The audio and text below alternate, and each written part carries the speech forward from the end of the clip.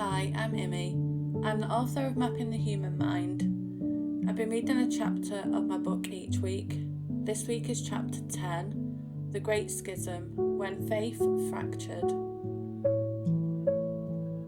It began not with a bang, but with a small change. One word added to a creed. In a candlelit church in the Latin West, a phrase was spoken that would echo through centuries, and the sun. Those three simple words, slipped into an ancient prayer, would help tear a world apart. The Great Schism wasn't a sudden event where Christianity simply split overnight. It was more like a slow-motion divorce, where small irritations grew into irreconcilable differences. By the time the formal break occurred, the separation had been developing for generations, with each side gradually forgetting how to speak the other's language, both literally and figuratively. Each crack reflected a deeper difference in how East and West thought, governed, and envisioned the divine. In understanding how and why Christianity split, we gain insight into how all human communities fracture and how they might find unity again. Fault lines in faith. It was like watching two brothers inherit a grand ancient house. At first they live on opposite wings, sharing a legacy built by their ancestors.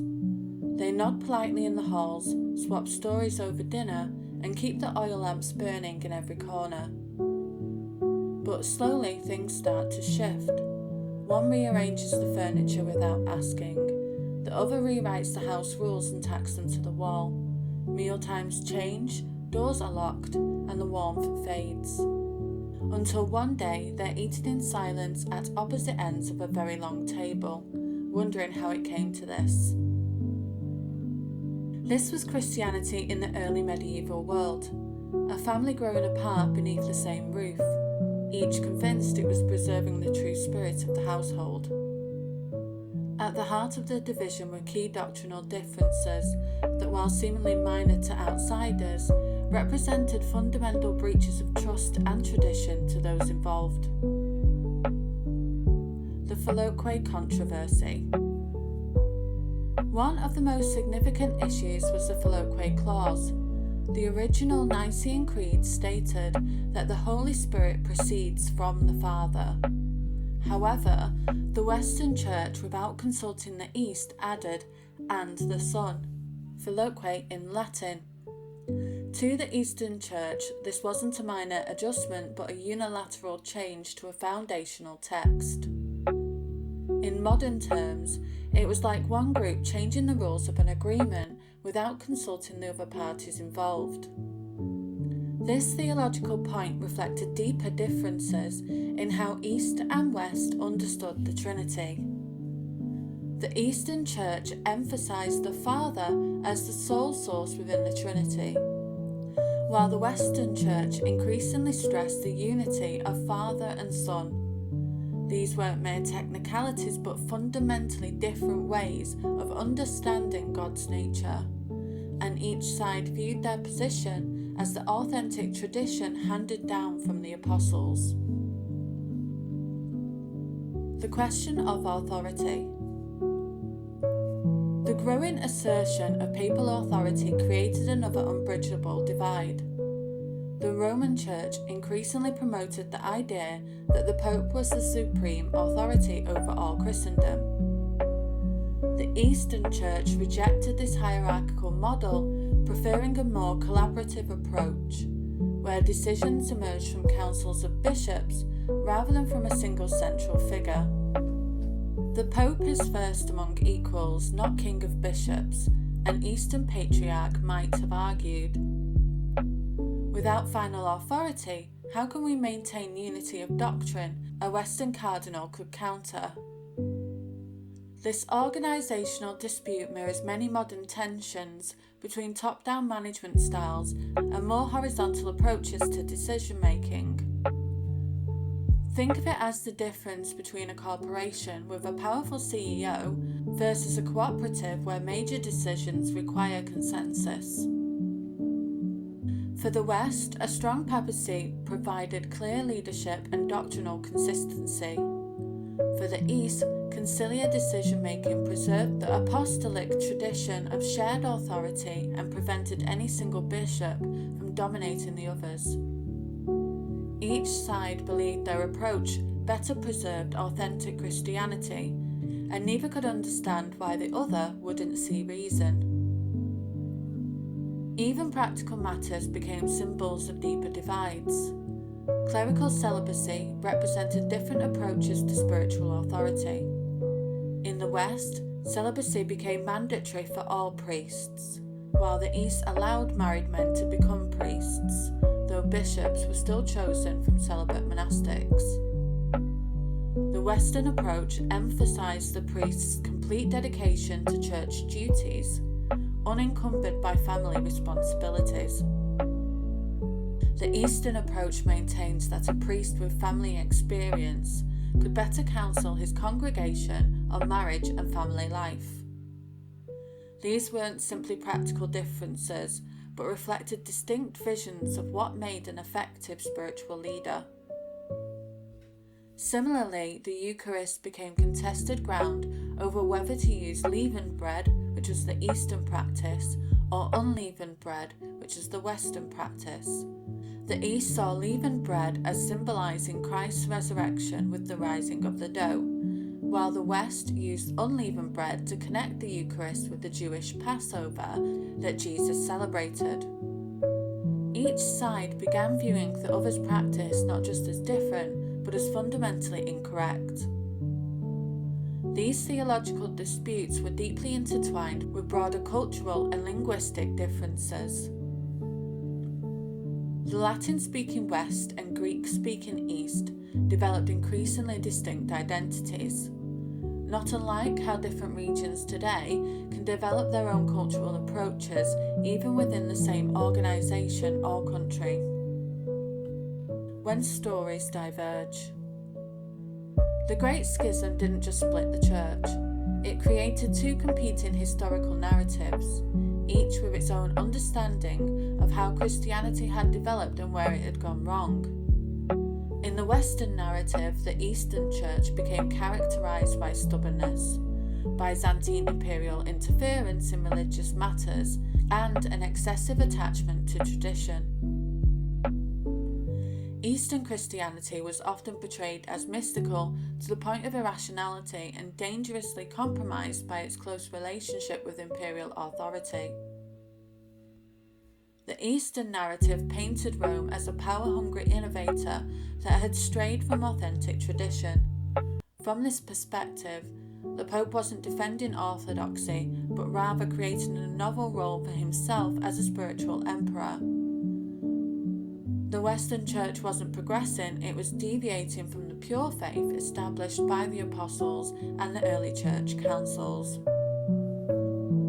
These divergent narratives shaped how each side interpreted not just the split itself, but the entire history of Christianity. We see similar phenomena today when political or ideological groups develop completely different interpretations of the same historical events. Think how modern news outlets and social media can present entirely different versions of the same event, with each audience convinced they're getting the complete picture. Both sides of the schism became increasingly entrenched in their own version of events, much like how our modern information bubbles can reinforce existing beliefs. The tragedy was that both narratives contained elements of truth while missing the complete picture. The schism was not the simple story of heroes and villains that either side portrayed. It was a complex interweaving of theology, politics, culture, and human ambition. A tragic misunderstanding between traditions that had grown too different to recognize their shared foundations. Politics and power. Just as doctrinal changes like the Filioque reflected different understandings of God, they also reflected different systems of authority. Systems that would come to define how East and West organized their religious and political institutions. Political structures further complicated the relationship. After the Western Roman Empire's collapse, the Pope gradually filled the resulting power vacuum. Meanwhile, the Byzantine Empire maintained an emperor who considered himself the rightful Christian authority. This created two competing models of church and state relations. In the West, the Pope claimed both spiritual authority and increasingly political independence from secular rulers. While in the East, the Emperor claimed to be God's representative on earth, working in symphony with church leaders. This tension between papal claims to spiritual supremacy and imperial claims to Christian leadership created an increasingly unbridgeable political divide. The rise of the Carolingian Empire in the West further complicated matters, especially when Charlemagne was crowned Roman Emperor by the Pope in 800 CE, an act viewed in Constantinople as usurpation of the true empire's authority. Different ways of thinking. One of the schism's most profound but subtle impacts was how it reinforced different intellectual approaches in Eastern and Western Christianity, distinct ways of understanding reality, processing information, and approaching theological questions. Western Christianity, influenced by Latin legal traditions and eventually by Aristotelian thought, increasingly embraced analytical thinking. This approach breaks complex ideas into component parts, establishes clear categories, and follows systematic logical sequences. This cognitive style eventually produced scholasticism with its careful distinctions and systematic theological frameworks.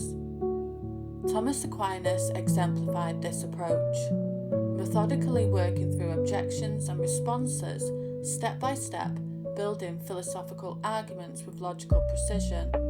His Summa Theologica organized theology into questions, objections, and responses, a systematic approach that sought to resolve contradictions through careful reasoning.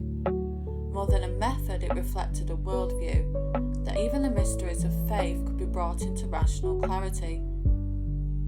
Eastern Christianity developed along a different cognitive path. Drawing on Greek philosophical traditions, especially Platonism, Orthodox thought embraced a more holistic, synthetic approach. Rather than dissecting problems into parts, this method sought to grasp the whole at once, often through symbols, images, and apophatic theology, describing what God is not rather than what God is. Imagine a Western theologian and an Eastern theologian both trying to understand a stained glass window. The Westerner might carefully catalogue each piece of glass, noting its colour, size, and position. The Easterner might step back, let the light shine through, and describe the overall image and feeling it creates. Both see the same window, but in fundamentally different ways. The Orthodox approach to the Trinity exemplifies this difference. Instead of attempting to explain precisely how three can be one through logical propositions, Eastern theology more often employed metaphors and images, such as comparing the Trinity to the sun's light, heat, and disk being three manifestations of one reality, while emphasizing that divine mysteries ultimately transcend complete human comprehension. This cognitive division mirrors what we observe in modern education and thinking styles. Trying to unify East and West at that point was like trying to sync two operating systems built on entirely different code bases. Greek and Latin weren't just languages, they were worldviews. Neither approach is inherently superior, but they can lead to significant misunderstandings when practitioners of each method try to communicate. After the schism, these cognitive styles developed independently, each becoming more pronounced without the moderating influence of the other. The Western analytical mind eventually contributed to the scientific revolution and Enlightenment rationalism, while the Eastern synthetic mind preserved a more integrated worldview where sacred and secular remained interconnected. Faith fractured. The schism created a profound psychological crisis for medieval Christians. Prior to the division, church unity served as more than an organisational structure. It anchored an entire worldview. Believers saw the church as the living body of Christ on earth, a continuous thread linking them to the apostles and to Christ himself. Fracture in that unity disrupted more than ecclesiastical order. It shattered a deep sense of certainty. The question, what is the true church, no longer had a single clear answer. Competing claims, backed by powerful voices and compelling arguments, made the ground feel less stable. For many, this wasn't simply theological disagreement, it triggered a crisis of trust. If bishops and scholars couldn't agree on the most essential truths, what other pillars of faith might collapse? For ordinary believers, this affected their deepest sense of belonging and identity. Communities that had worshipped together for generations now viewed each other with suspicion. Mixed marriages became complicated by questions of which church would baptize their children. Merchants had to navigate religious politics just to trade across increasingly rigid boundaries. We can understand this by considering how institutional splits today, whether in political movements, academic disciplines, or even fan communities, can force individuals to choose sides and reconsider fundamental aspects of their identity and social connections. Most believers responded by embracing their own tradition with renewed certainty. Western Catholics affirmed papal authority more strongly, while Eastern Orthodox emphasized the authority of ecumenical councils and ancient tradition. But beneath this surface certainty, seeds of doubt had been planted, ones that would eventually flourish in unexpected ways. After the split, certainty didn't come so easily. What once felt like unshakable truth, one church, one body, was now fractured, and with that fracture came questions. If they could be wrong about this, what else? If the Pope could be wrong, as Orthodox Christians claimed, or if the Eastern Patriarchs could be wrong, as Western Catholics insisted, perhaps other religious authorities could also err. The once solid ground of religious certainty had developed its first significant cracks. Different paths after the split. After the Great Schism formally divided Christianity in 1054, the two branches didn't merely maintain separate but similar paths, they evolved in dramatically different directions, shaped by their distinct cultural contexts and historical challenges. The Western Church under papal leadership became increasingly centralised. Free from Constantinople's imperial oversight, the papacy gradually transformed from being first among equals to something closer to spiritual monarchy. This centralised authority enabled coordinated initiatives, including the Crusades, but also created conditions for the corruption that would eventually trigger the Protestant Reformation. Intellectually, Western Christianity developed the university system, where theology was studied alongside law, medicine, and liberal arts. This academic approach produced sophisticated systems of scholastic thought, but gradually separated theological education from spiritual formation. Monks still prayed and scholars still debated, but increasingly in different institutions with different priorities. The Western Church also developed an increasingly juridical understanding of salvation, with concepts like purgatory, indulgences, and precise definitions of sin becoming more prominent. This legal framework helped address practical pastoral questions, but sometimes reduced spiritual matters to transactions that could be calculated and quantified. The Eastern Church developed along a different institutional path. Without a single centralised authority like the papacy, Orthodox Christianity maintained the ancient system of autocephalous, self-headed churches, each with its own patriarch or metropolitan, all recognising each other as equals. This decentralised structure made coordinated action more difficult, but also prevented any single leader from accumulating the kind of authority claimed by Rome. Intellectually, Eastern Christianity preserved the older model, where theological education remained embedded within monastic communities. The great theological minds of Orthodoxy weren't university professors, but often monks or bishops who combined intellectual rigour with ascetic practice. This kept theology connected to spiritual life, but sometimes limited its engagement with emerging secular knowledge. Eastern Christianity continued to emphasize theosis, the process of becoming like God through participation in divine energies, rather than the more juridical Western focus on sin and atonement. Worship remained more mystical, with icons, incense, and elaborate liturgies designed to engage all the senses in an experience of divine mystery. These different organisational models reflect a tension we still see in modern institutions between the efficiency of centralisation and the resilience of decentralised systems, a debate that continues in contexts ranging from business management to internet architecture. Different political realities. The political context diverged significantly as well. Western Christianity spread through Europe alongside feudalism, gradually establishing a complex balance between church and state.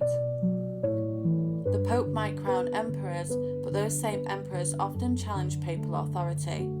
This tension, problematic as it was, created space for political evolution that would eventually produce the modern Western state.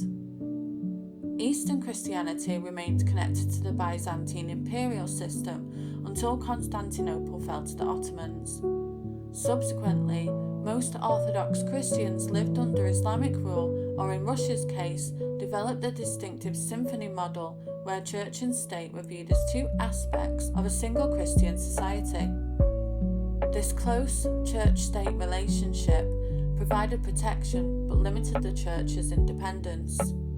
These different trajectories meant that by the time the Renaissance and Reformation transformed Western Europe, Eastern and Western Christianity had become almost unrecognisable to each other. Western visitors to Orthodox lands often describe what they found as exotic or archaic, failing to recognise that Orthodoxy wasn't Western Christianity frozen in time. It was a tradition that had developed along an entirely different path, with its own internal logic and historical responses.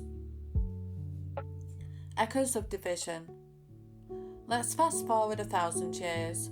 You're scrolling through social media and you see two friends interpret the same news event in completely opposite ways. One sees a justified response, the other sees an unprovoked attack. Neither is lying, they're just seeing through different lenses, each shaped by their information sources, communities, and values. Sound familiar? Today's world still bears the imprint of this ancient division. The geographical boundaries between predominantly Catholic and Orthodox countries largely follow the lines established in the aftermath of the schism. The ongoing tensions between Russia and Western Europe, while primarily geopolitical in nature, still echo the ancient East-West cultural divide that the schism both reflected and reinforced. Even our approaches to knowledge bear traces of this split. Western education, with its emphasis on specialisation and analytical rigour, carries the DNA of the scholastic tradition that flourished in the post-schism West. When your professor insists you break down the problem into smaller parts, they're channeling Thomas Aquinas more than they realise. Eastern approaches to spirituality and holistic medicine preserve elements of the synthetic thinking that characterised Byzantine intellectual life. In our increasingly polarised society, we might also recognise how easily communities can develop competing narratives about shared events. Like the Eastern and Western Christians who came to view their common history through entirely different lenses, modern political and cultural groups often interpret the same facts in radically different ways, each convinced of their own perspective's truth. Alternate histories. What if? Consider for a moment a world where the Great Schism never occurred, where Eastern and Western Christianity maintained communion. where papal claims and Orthodox traditions found workable compromise, where Latin and Greek theological approaches continue to inform each other, how might history have unfolded differently?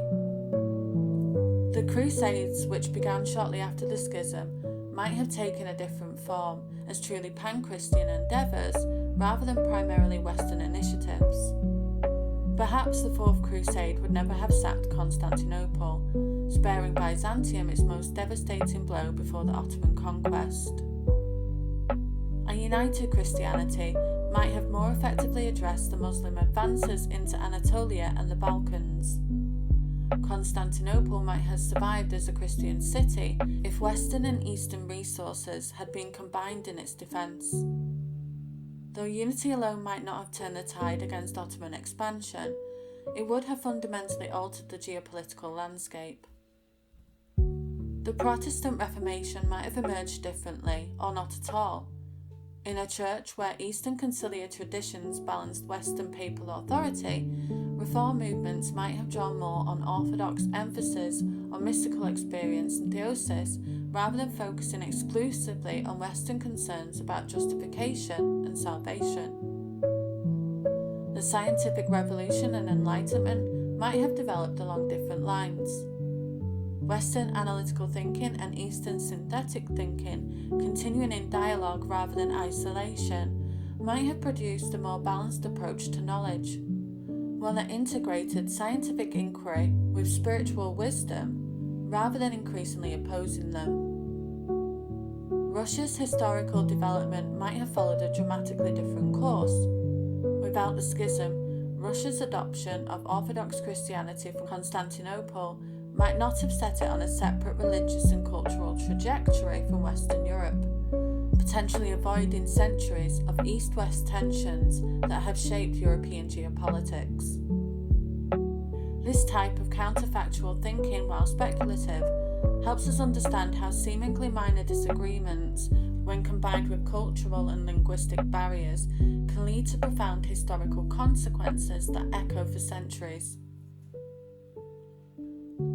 Legacy of division. Imagine standing in the Hagia Sophia in Constantinople on the eve of the formal break. The air thick with incense, golden mosaics glimmering in candlelight, clergy from east and west eyeing each other with suspicion.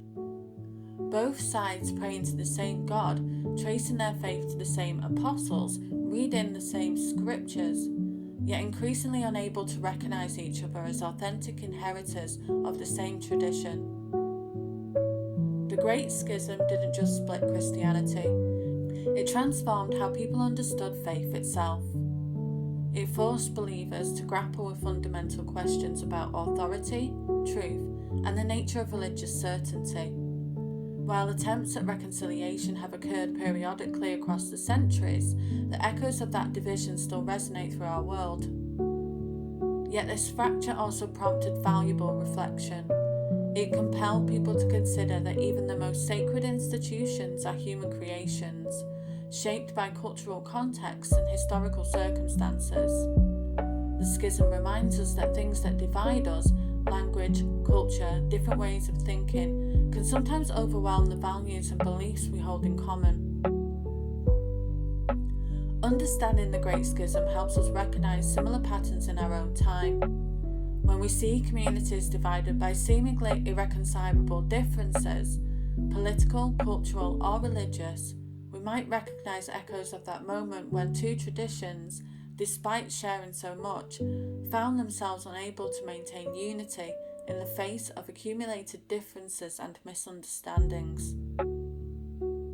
In this sense, the Great Schism isn't just ancient history, it's a cautionary tale about how easily human communities can divide when differences in language, thought patterns, and cultural context aren't navigated with wisdom and mutual respect.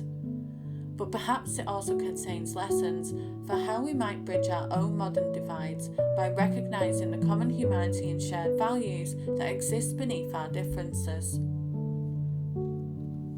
Perhaps the most poignant lesson in this: the greatest divisions often begin with the smallest misunderstandings, and by the time we realise what's happening, we're already speaking different languages.